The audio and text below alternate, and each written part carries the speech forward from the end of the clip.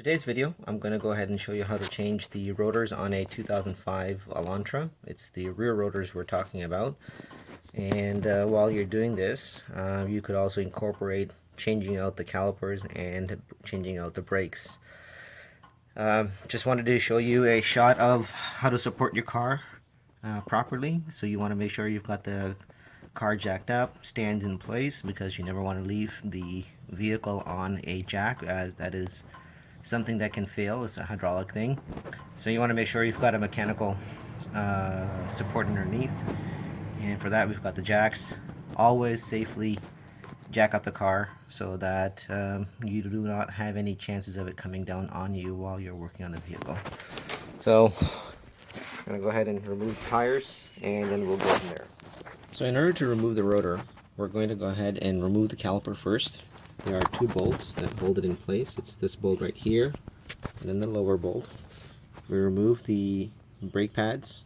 Once we've done that, we will then go ahead and remove the caliper mounting hardware, which is basically this bolt here, and then this bolt down here. After which, we're going to go ahead and remove this screw. I went ahead and used some of this PB stuff to help help loosen the screw. It was on there pretty tight. You want to make sure you use the correct Phillip head. This is the one I use. It has a flat top on it, because otherwise, as you can see, it's already starting to get damaged. And this is the first time I'm replacing the rotors in the back, so I have no idea how those things got damaged in the first place. So I've got the bolts loosened up, so I'm just going to go ahead and show you the whole process here quickly. So remove these two bolts. I've already, like I said, loosened this up. These are 14 millimeter. Use a 6-point socket so you don't mess up. You got two bolts like this that you're going to reuse. You remove this, set it aside in the back so that the line does not get pinched. Then you go ahead and remove the two brake shoes. From the brake shoes, you're going to go ahead and remove these shields that you're going to use to put back on the new brake pads. And then there is this pin that's put up here that should fall out, and then there is one right on the bottom portion that holds up the pad. Then you basically undo the two bolts that hold on this mounting hardware. Make sure it has some locking washers. You want to make sure those locking washers don't get lost. Then at that point, come in here, unloosen the screw, and this should come off pretty much just like that, or you may have to hammer it on the sides. So this is basically it. It's going to cost me about 14 bucks or something like that to get these things machined and put on. I'm just going to go ahead and buy new ones for 20 bucks each, and not waste any time getting any of these rotors machined. So that is that for how to remove the rear rotor, and we're good to go ahead and install the new one.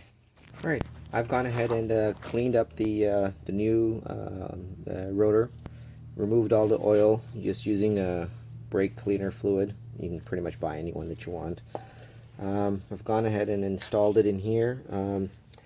Hole lines up. However, on this rotor here, there is no tapered area for the screw to set in, so I'm not going to install the screw. Because if I install the screw, this head sticks out, and when I put my tire on, my tire is not going to set on straight, flat, so it'll be off, so can't afford to have that.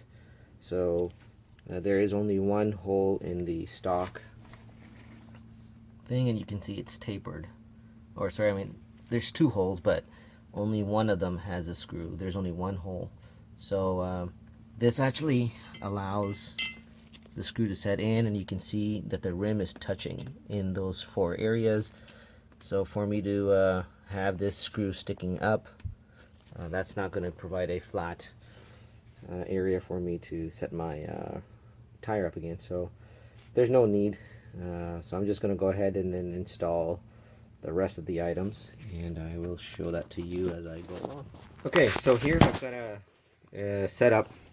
So you can see I've got the tire, got a hammer, then I've got this hammer lodged in here with this by one of the pegs, and then I was using the screwdriver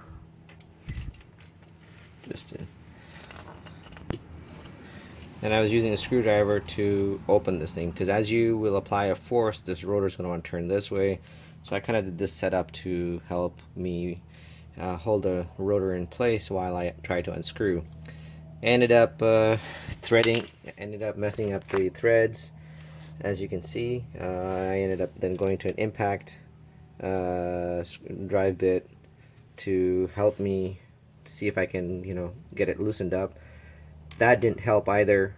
Ended up just simply stripping the threads of the Phillips head. So then I went and got my tool that I use to pull out nails or screws with. This is a Craftsman brand, but you can pretty much buy it at any one of the any hardware store.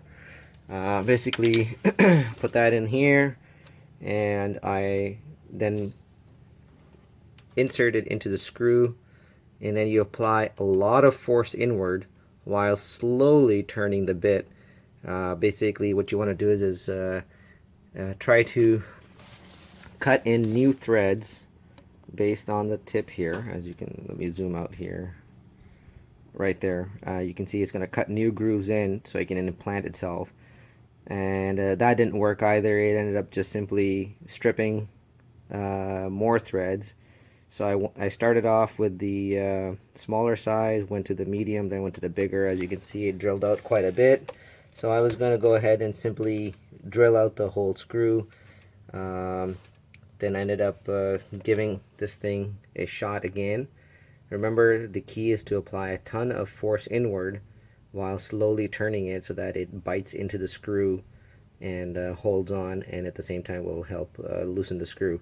And it succeeded. So had that not worked, I would have simply gone ahead and got a drill bit that would have ended up drilling right through this screw, and this would have come apart.